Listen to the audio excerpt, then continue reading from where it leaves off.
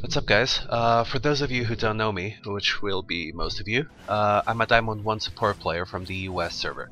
I've competed against some of the top players and teams in Europe, attended offline events like Insomnia and DreamHack, and both me and Cloth5 will be bringing you some quick and easy to follow guides that we hope will be helpful.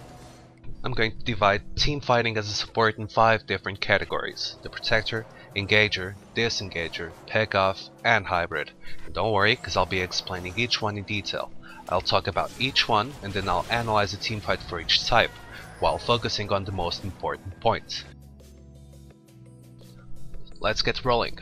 So, first off, we have the Protector support, and as the name implies, your job will be to protect. To make things easier, I'll even sum it up for you. You need to follow 3 basic steps. First, you'll need to identify who's dealing the most damage on your team. Second, you'll need to identify who's a higher threat to that person. And 3, you'll have to build, position, and peel accordingly. So, some people may be asking themselves, I thought support is supposed to be protecting the AD carry. And the answer is yes, you are. Most of the cases, the person dealing the most damage to the enemy team is your AD carry. However, sometimes your AD carry isn't doing so well, and by protecting him alone, you'll have no damage, leading to a lost team fight. As for champions, my favorite picks are Sona because of sustain, damage reduction on our area of perseverance power chord, and crescendo, Thresh, since every single skill in his kit can be used for protection, Alistar, or even Fiddlesticks, who CC, when properly chained, can keep a target totally helpless for up to 4.4 seconds.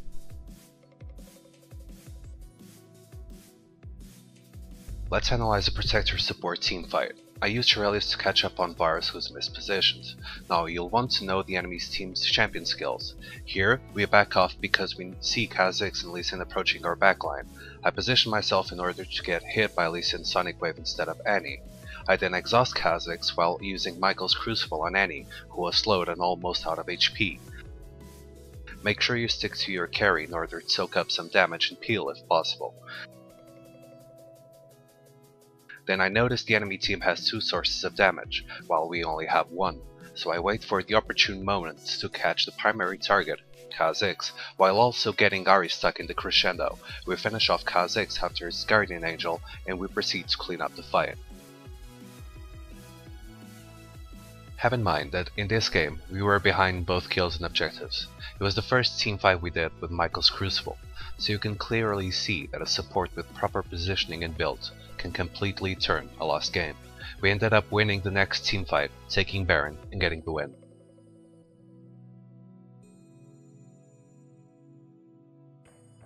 Second on my list, Engager. And yes, the Engager's job is to engage. Yes, I am a rather creative man. Anyway, you'll be committing to engaging the enemy team and picking off the fights for your own team. You will probably need to play this role if your team has a lack of hard engage, making it harder for the other team to just run away or kite you back. Sound simple enough? Let's break it down. First, identify high priority targets. Second, wait or create openings to engage onto those targets. 3. Engage. As for champion picks, I usually go for either Thresh or Leona, since they have, in my opinion at least, the best skill sets for the job. Sona is also a good option, with the usual flash ult combo. Fiddlesticks is also to be considered, thanks to his ult and follow-up CC.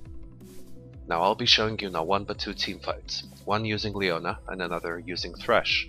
The first team fights footage was taken from a normal game with a few friends. It shows how you should take advantage of openings, while the second one was in a pre-made ranked game and is meant to show an example of how you can create openings. In this game I realized that Morgana is the one dealing the most damage to our team.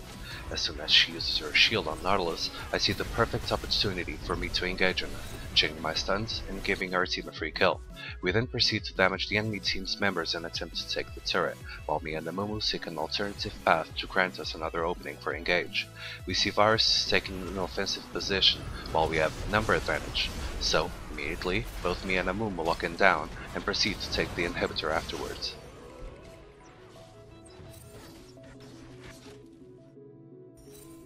Even though I don't actually start this fight, I managed to create an opening to engage on Splash by flashing over their front line and grabbing her with Death Sentence, which combined with the box, Flay, and Nocturne's follow-up, gets her team the kill. Since Ahri used her ultimate to escape, she's no longer that much of a threat. Plus, we probably can't get to her in time either, so we back off and clean up the remaining members of the enemy team's front line. Next up, we have the Disengager, and it's pretty much the opposite of the Engager. Your role will be to disengage teamfights, and you usually only pick something specific for disengage when you know from the get-go that your team does not want to teamfight. This happens when you have a lot of poke or even split push. If the enemy team's composition is better for teamfight than yours, then maybe picking a Disengager is a good idea. Usually my chain of thought while playing a Disengager is something like this. First, notice if the enemy team shows any desire to teamfight. Second, if so, notice how many members of both teams are present. 3. Unless your team has a number advantage or is ahead of the enemy team in gold, disengage. As for champion picks, Janna, Nami and Sona are, in my opinion, the best picks for disengaging. Janna's Howling Gale and Monsoon are arguably the best disengaging tools in the game. Also, Nami's Aqua Prison and Tidal Wave serve the same purpose almost as well. At last but not least, Sona has the disengaging potential with her Crescendo, while speeding your whole team up with Song of Celerity, and even having the added bonus of increasing your team's damage with her Imp of Valor, which helps even more when allied to a poke comp.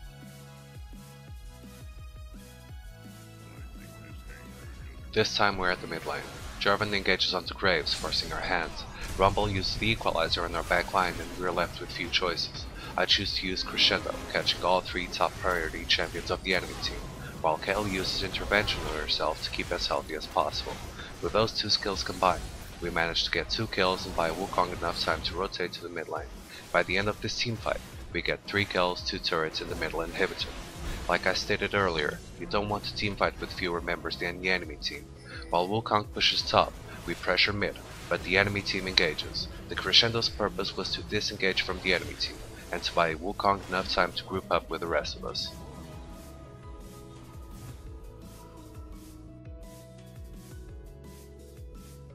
As for the pick-off support, the concept is pretty simple. You don't want to teamfight with equal numbers, so your goal is to pick someone off, burst them down, gain the number advantage, and then fight again. A pick-off support must have the ability to lock down a target and or disposition them, so that the kill is as quick and clean as possible. So, once again, let's sum it up in a few steps. First, recognize which champions are high priority. Second, look for an opening, or create it, to pick them off. 3. Pick off the champion and burst them down. I know it sounds easy enough, but sometimes it's kinda harder to pull off than it seems. Champion-wise, there stands but one king of the pick-off, Blitzcrank. Another great support that can be played with a pick-off potential is Thresh. Well, cause Hook's OP. Another great support is Alistar. You can flash, pulverize, and headbutt an enemy into your own team. Before I actually show you a pick-off support in action, I wanted to show you this little clip. This is a key part of being a support. Even though you're not building any items, remember that knowing where the enemy team is and denying them vision over your own team saves lives. If you'd rather be buying something like a Locket of the Iron Solari, think about it this way. If you're building an item like that, your purpose is to protect your team. Wards do the same thing. If one of your teammates sees where the enemies are, the chance of him dying drops significantly. There's a reason why I'm showing this clip now though. A pick-off support feeds on vision. Remember that no team is always together. There are waves to be pushed, jungle camps to be cleared, buffs to be collected and objectives to be taken. If you have vision over these paths, your chance of catching someone off guard and grabbing them, for instance, increase exponentially. Boots of Mobility, Oracle's Elixir, Ruby Sidestone and massive amounts of wards is all you actually need when playing pick-off. In this first clip, I get banished by Mumu. Fearing the curse of the said mummy, I managed to predict and flash his ultimate. I then realized he left Orianna alone, whose Num is positioned. I charge back in for the rocket grab, power fist and static field, since I now have the aid of my team, in order to burst Orianna down. We get a kill for nothing, just like the robot likes it. The second clip is rather short. We're retreating in the mid lane since we are outnumbered. However, I managed to land a rocket grab on Sona, which thanks to both my own burst and my team's damage, allows us to pick a free kill and still be able to back off. For the last pick-off clip, I picked the Thresh game. We find Echelon in the mid lane, so me, Nocturne and Veigar lock her down, resulting in a clean kill. We then realize Zac is also alone, so we proceed with the chase. I follow up with Flash and Flay, but unfortunately still able to back up, thanks to his ultimate. But since Thresh is king, I take a few tower shots, land a blind hook, and pick off another clean kill, even with Ahri trying to protect her teammate.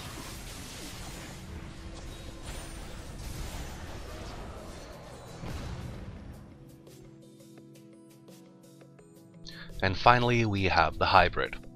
And this isn't quite as straightforward as the other support roles may have seemed.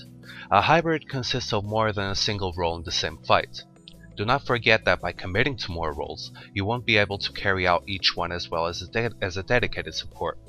Leona, for example, can use Solar Flare to engage a teamfight, and save both Zenith Blade and Shield of Daybreak to protect the carry, and that's if she doesn't have exhaust. Thresh can also engage with Death Sentence and Dark Passage, saving the box and Flay to protect the entire backline of your team. As an example of a hybrid support, I'll be showing you two clips from the same game. In this first clip, Graves is low and is being chased by Jax. I know Jax will try to flash and leap onto him since he won't have enough ranges for his Q. I'll wait for the moment he does, and I instantly cast 3-second Terrify and Dark Wind on him, making it impossible for Jax to keep chasing. After that protection bit, I find the perfect moment for engage. I cast Crowstorm from over the wall and instantly flash near Ahri, so I have enough range to cast Terrify on her. Dark Wind helps by silencing the enemy team, and we keep chasing Jax until I manage to cast my Fear item, allowing us to pick up the kill.